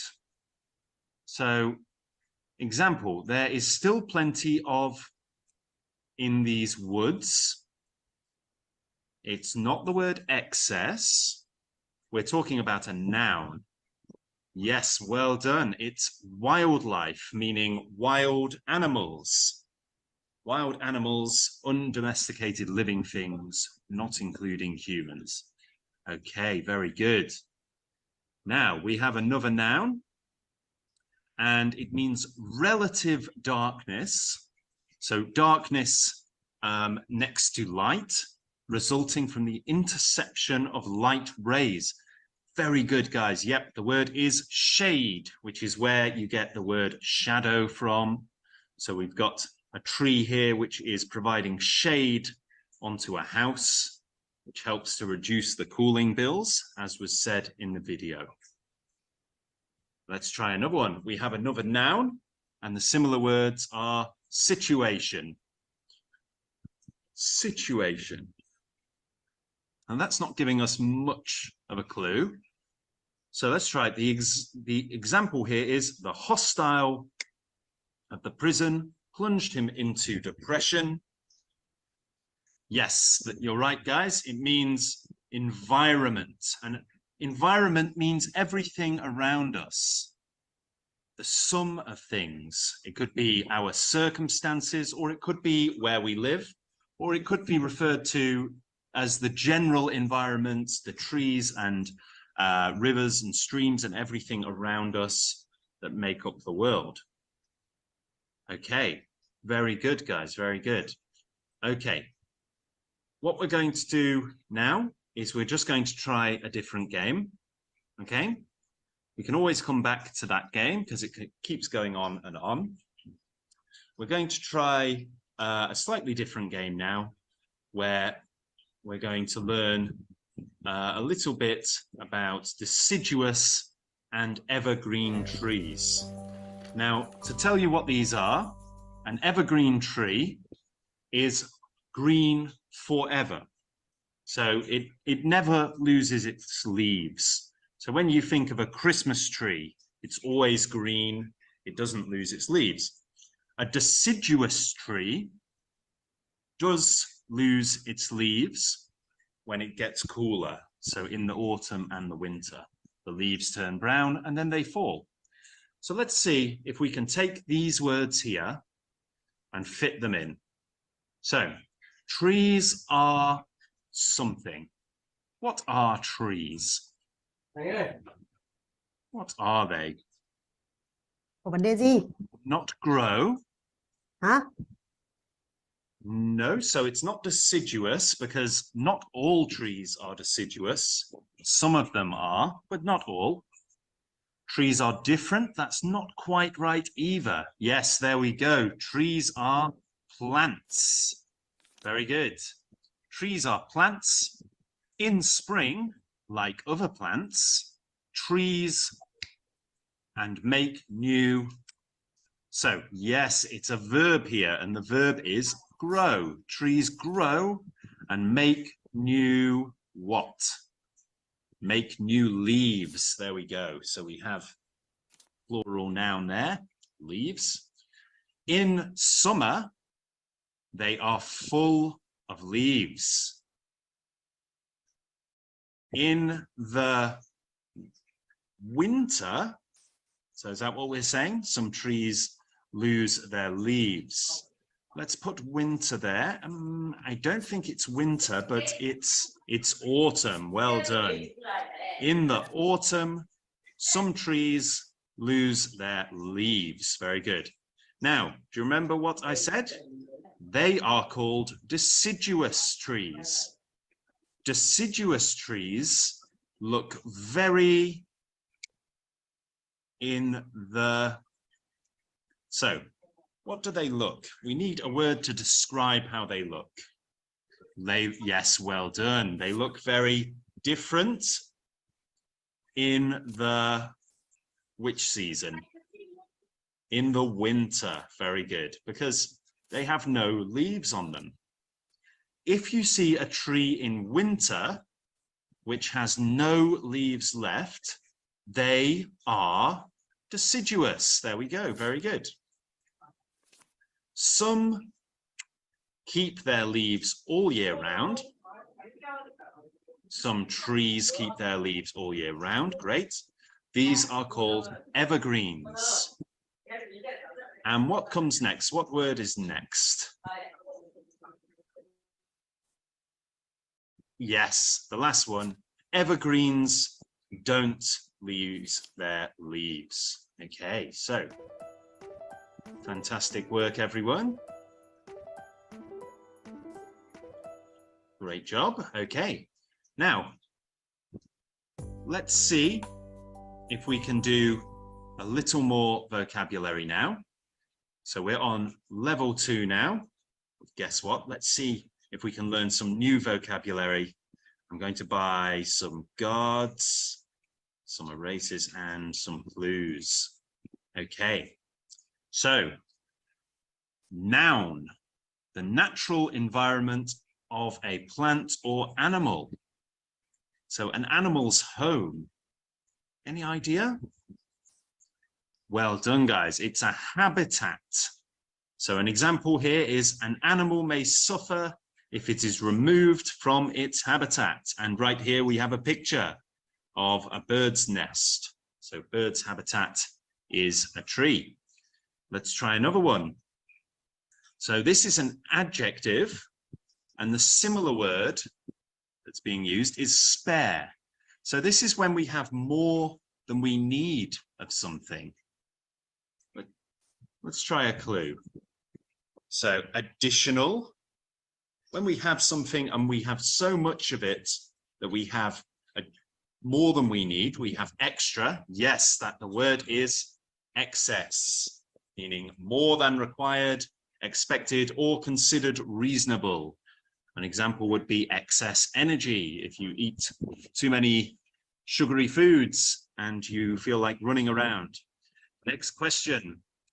Now we have an adjective again, and the antonym or opposite word is non-emotional. So big clue there. Yes, the opposite of non-emotional is emotional. So relating to feelings, how one feels about oneself in relation to others. So the example here is caring for a pet can have emotional benefits. And the related words could be sensational, heated, if you're having an emotional argument, or sentimental, if you're thinking about things that you love and remember. Next one, we have a noun. And the example is, with little water, there in the desert was not likely. The word is survival, well done, which is just a noun to describe the act of staying alive. Very good. We have another noun now. Now, this is a mental state characterized by uneasiness, distress, and worry. Worry most of all. Yes, the word is anxiety. Anxiety, when we worry about something in the future. She's experiencing a lot of anxiety in connection with this decision. We have some similar words like alarm, or fear, or disquietude. And the opposite word would be ease. Okay, let's try. Fantastic. Okay, let's try a little bit of spelling now. Okay, so we're going to listen to the word and try to spell it. So let me play the word. Collision. Collision. So this is an act of or instance of coming together with violent force. Crash. Yep, well done, you guys. Okay, so that's C-O-L-L-I-S-I-O-N. Very good. Now, the next word, dry or fine particles of soil. Dust. How do we spell dust? D-U-S-T. Very good, guys. Okay, the next word is something produced or brought on by something else. Effect. Effect. That's effect with an E. Yes, very good. Always remember E. E effect. When we have effect spelt with an E, we're talking about the end result. So E for effect, E for end result. And if we're spelling it with an A, affect, affect is related to an action. A for action, A for affect. All right, let's try another one. More than required. Excess. Excess, very good. And that's E-X-C-E-S-S. Next one, we have a piece of paper or other porous material for keeping good things out and bad things in, or bad things out and good things in. The word is? Filter. Filter. F-I-L-T-E-R. Very good, guys. Now, the natural environment of a plant or animal, the word is? Habitat. Habitat. Yes, well done, guys. H-A-B-I-T-A-T. You're very good at spelling. Well done. Okay, let's try another one. Causing or likely to cause hurt or damage. The word is? Harmful. Harmful. Full of harm. Yes, well done. H-A-R-M-F-U-L. only one L. Common mistake is to put two L's on the end, but there's only one L. Harmful. Next one, the act of protecting or condition of being protected. The word Protection. is protection. Yes, well done.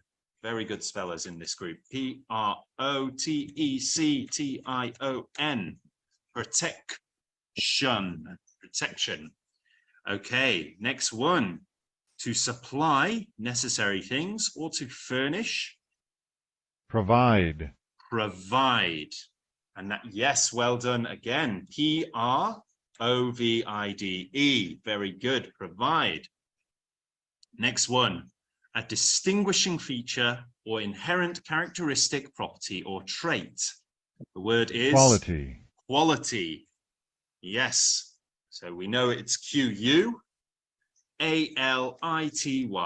Very good. Quality. Very good. The next one, relative darkness. Shade. And the word is shade. Very good, you guys. S-H-A-D-E. Fantastic. And the last one is in an amount or to an extent that is important, considerably. Significantly. Significantly. So remember, this is the adverb form of the word significant. So it ends with ly. So significantly is S-I-G-N-I-F-I-C-A-N-T-L-Y. Significantly. So you're doing very well, guys. Great job. Okay. All right, let's do the last three. So remember, if you use this on my course, then my advice is to play it and actually say the word out loud so that you can practice pronunciation as well as spelling. So this next word is Species. Species. So this means different types of animals. How do we spell it? Oh, very close. Yep, there we go. S-P-E-C-I-E-S. Very good. Some very smart people in the class today. The next word is to encompass by closing off all sides. Surround. Very good, guys. S-U-R-R-O-U-N-D. So we've got S-U-R and then the word round. So two R's in there. And the next one, undomesticated living things, especially wild animals. So remember, Wildlife. we've got things living in the wild. Yes, wildlife, W-I-L-D-L-I-F-E. Great job, everybody. We got all of those correct. Fantastic job. Okay, what we're going to do now for the next 10 minutes is we're going to move on from the vocabulary games. As you can see, there's lots of games you can play. So if you're still not 100% on what the vocabulary means, you can still play more games until you're familiar with it. My advice would be to keep playing for as long as you feel like you need to, and then move on to the reading quiz. So let's try this as best we can. Now, my advice is to have the transcript ready so you can switch to it. So first of all, what are some of the benefits of trees? They provide shade, or they can be evergreen or deciduous. They provide shade. Very good. So that's a benefit. Remember, B-E-N, words beginning with B-E-N, usually means something good. Benefit, beneficial, benevolent. What are some other benefits of trees? A, they produce carbon dioxide, or they can reduce the damage caused by flooding. Yes, that's right. They can reduce the damage caused by flooding. Very good. Okay, next one. What are some other benefits of trees? They absorb oxygen, or they cause people to drive more slowly. Now, they don't absorb oxygen. Absorb means to take in oxygen. Trees absorb carbon dioxide. They breathe out oxygen, and the benefit of trees is that they cause people to drive a bit more slowly, which reduces traffic collisions. Great job, guys. Okay. Trees can reduce or lower feelings of stress or happiness. Stress. Yep. So another benefit of trees is they make us feel less anxious and less worried. Trees can increase feelings of relaxation or stress. Relaxation, very good. Fantastic. Now, next one. Children learn more quickly when they spend time outdoors, or they spend time in the classroom. Yes, we learn more quickly when we spend time in nature, which is nice. That's why I have lots of plants. Many animals need trees for their homes. Is that true, false, or not given? Yes, it's true. Very good. Next one. Trees can make your bills increase. Now, your bills are what you spend each month. Very good, guys. Yep, that's false. They can actually lower your bills by keeping your home shaded in the summer or cool in the winter. So cool in the warm in the summer or cool in the got it wrong, sorry. Cool in the summer by providing shade, or warm in the winter by providing insulation. So houses with trees around them can be worth up to 1/10 more than houses without trees around them. Is that true, false, or not given? That is true. Well done, guys. Okay, excellent job. Last one. Deciduous trees tend to increase the value of your house more than evergreens do. Is that true, false, or not given? It's actually not given. Well done.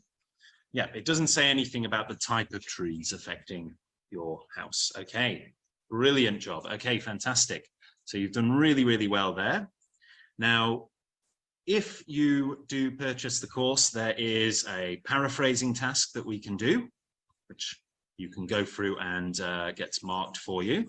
Okay, so the way that works is that you basically just take the words that you're given, and you can use the paraphrasing tool, which is an AI I've put in here to help you, and you just rewrite these sentences.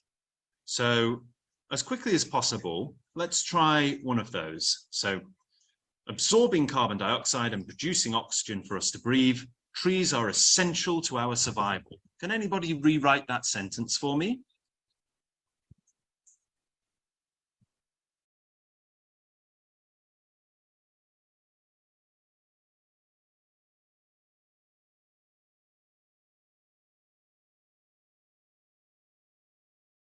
Absorbing carbon dioxide and producing oxygen for us to breathe, trees are essential to our survival.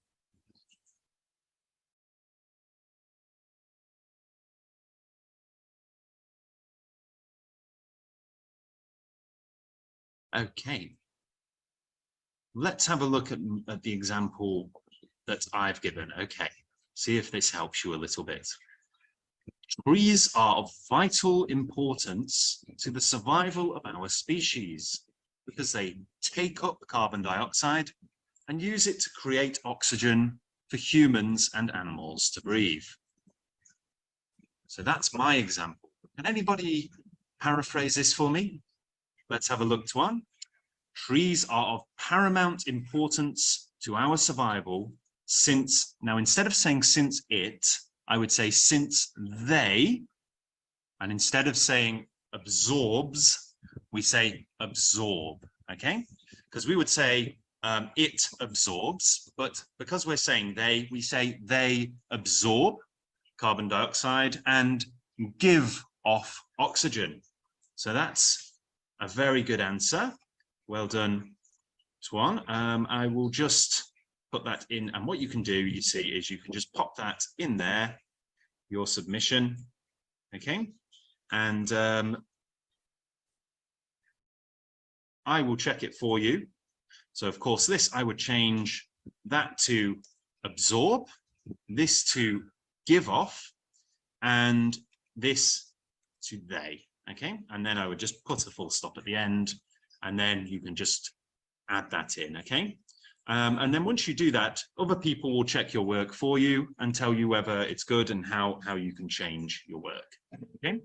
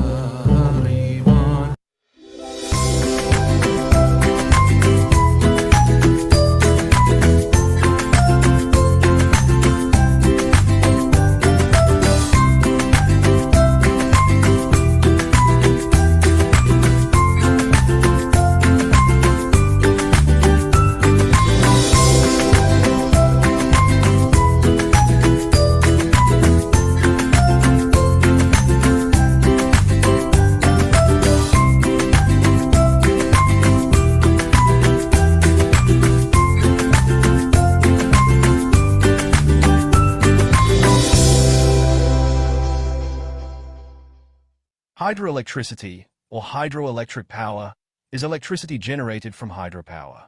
Hydropower supplies 1/6 of the world's electricity, almost 4,500 terawatts per hour in 2020, which is more than all other renewable energy sources combined and also more than nuclear power. Hydropower can provide large amounts of low-carbon electricity on demand, making it a key element for creating secure and clean electricity supply systems. A hydroelectric power station that has a dam and reservoir is a flexible source, since the amount of electricity produced can be increased or decreased in seconds or minutes in response to varying electricity demand.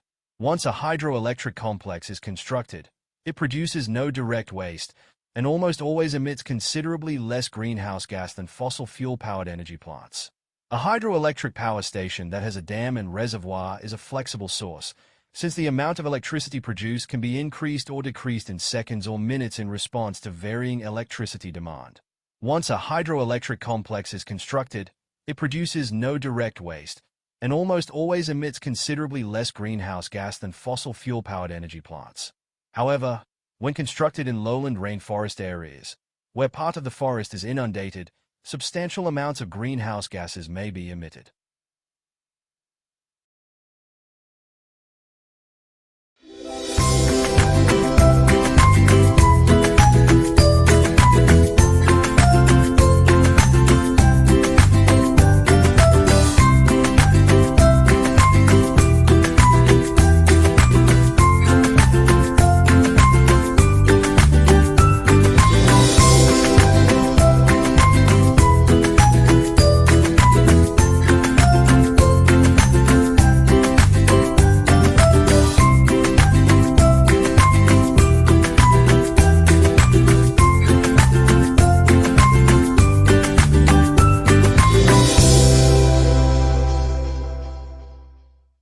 Biofuel is a fuel that is produced over a short time span from biomass, rather than by the very slow natural processes involved in the formation of fossil fuels such as oil.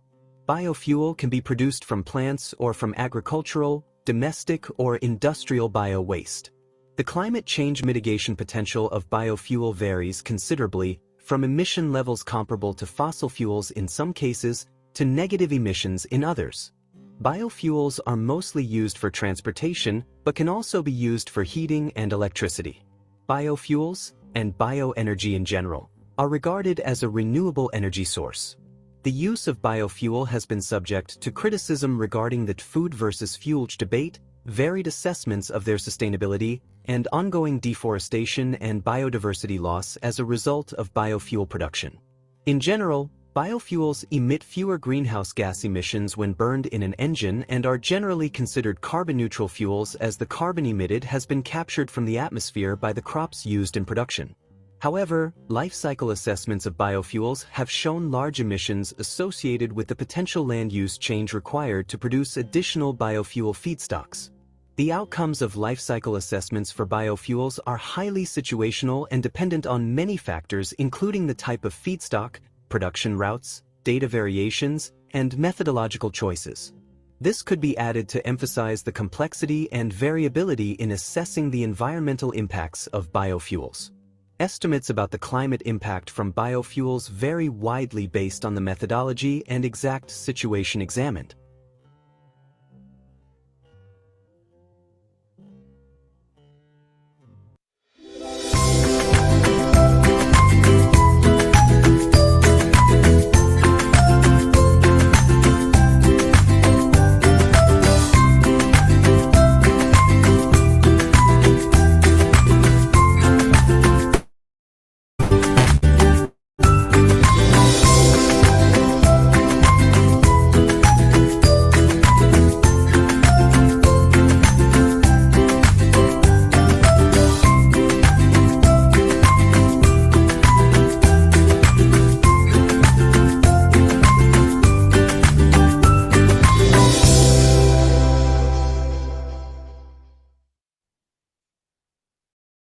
All right, guys, thank you all for joining the lesson on wind turbines. So I'm just going to play the video now. So I want you to just watch the video and listen carefully. Now, don't worry if you don't hear everything or you don't understand everything, because we will have a chance to read through the transcript afterwards, and we'll get a chance to learn the vocabulary words. Okay, so I'm going to play the video now. A wind turbine is a rotating machine that converts energy from the wind into mechanical energy. If the mechanical energy is used directly by machinery, such as for pumping water, cutting wood, or grinding flour, the machine is called a windmill. If the mechanical energy is instead converted to electricity, the machine may be called a wind turbine generator. The wind turbine's blades are moved by the wind. The blades are connected to a generator, which makes electricity using electromagnets, moving wire near a magnet to direct the flow of electricity. It's similar to how a pump pushes water through a pipe. When the generator creates electricity, the electricity is combined with any other wind turbines that may be in the same wind farm. This combined electricity may be used locally or adjusted to match the electricity in the power grid and sent to the power grid. Although wind turbines are a renewable source of energy and don't pollute the environment as a result of generating power, they have an environmental impact. Some people think that wind turbines create a lot of noise and look unappealing. However, wind turbines are placed no closer than 300 meters from residential homes. At that distance, a wind turbine is no louder than an average household air conditioner.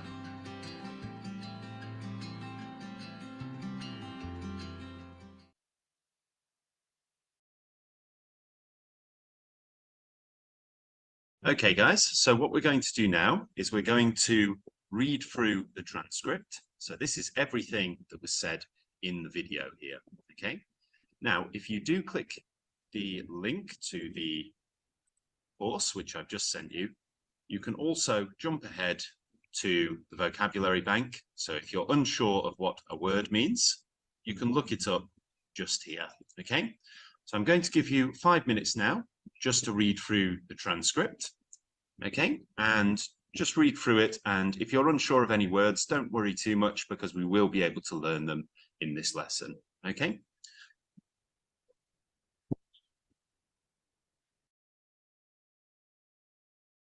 Okay, guys, so I've just given you some time to read through. Now, what we're going to do now is we're going to learn some vocabulary. So there's different ways to learn vocabulary. Of course, you can read through the vocabulary bank in the traditional way, which is good. But what I prefer to do is to play a few games and just try to learn it in a bit more of an interactive, a bit more fun way. So the games that we're going to play today, you can see we've got lots of different games that we can do on the course. The games that we're going to play today are the vocabulary guessing game. We're going to play fill in the blanks, and we're going to play a missing word activity. So first of all, we're going to play the vocabulary guessing game. It's called Guess What? We can learn. So in this game, what we do is, well, we've got 100 points, so we can buy some little things to help us. And what we need to do is figure out which of the 3 words or all 4 words, depending on the level we're at, is being given to us here. So it's a noun. In science today, the teacher showed how we should pick up objects with a, well done, yeah, magnet. Very good. So a magnet is this thing here. It's an object that attracts iron and some other metallic materials by virtue of a natural or induced force field surrounding it. The related words are lure, as in to pull something towards you like a magnet. Okay, let's try another question. So this time we have a transitive verb, and the example is the gas engine, the gas into electrical power. So, that's tricky. The gas engine in a car, well, not in a car in this case. Yes, well done. Okay, so we've got some people who've got the answer there. The related words are win. A synonym could be transmute or change. And the word is convert. Very good. So to transform something into another form, substance, or state. So the gas engine turns the gas into electrical power. It converts the gas into electrical power. Very good. Let's try another one. This time we have a noun, and the synonym is apparatus. You might hear that said as apparatus. Two of these are nouns. The other one is a verb. Let's have a clue, shall we? So this is related to machines, but collectively. So machines generally, a group of machines. Yep. And the word is machinery. Well done. Related words are equipment or paraphernalia. And we have a picture here of some farming machinery. Very good, guys. Let's try the next one. So now we have another transitive verb, and the similar word is sully. So sully means to kind of make something dirty. Let's have a look at a clue. So the definition: to make dirty, unpleasant, especially by infusing with waste material. Yep, and we've had one person guess it correctly. That is, it's not unappealing. So unappealing is actually an adjective to describe something that is ugly or doesn't look very nice. But yes, correct. The transitive verb there is pollute. So synonym could be foul, which of course can be used as a verb or an adjective. And the example is the factory emissions polluted the air, or pollute the air if we're using the present tense. We've also got the word profane, and the antonym, the opposite word, is purify. And we can see the picture here, two towers polluting the air. Okay, very good, guys. We're doing well so far. The next word is a noun, and the noun is defined as someone or something that generates. So when we talk about generating, we're talking about making something. Yeah. So the word is generator. Very good. Which is a noun for a piece of machinery that usually generates electricity. So you could pour diesel or petrol into it and create electricity. So a generator might be used when your connection to the main power supply, the main power grid, is cut off. So if, for example, there was a hospital in a hurricane, then they would need a generator so that if their power is cut off, they can turn it back on again using a generator. Okay, so let's try the next word. Oh, so we're leveling up now. So we're doing well so far. Fantastic. Let's buy some more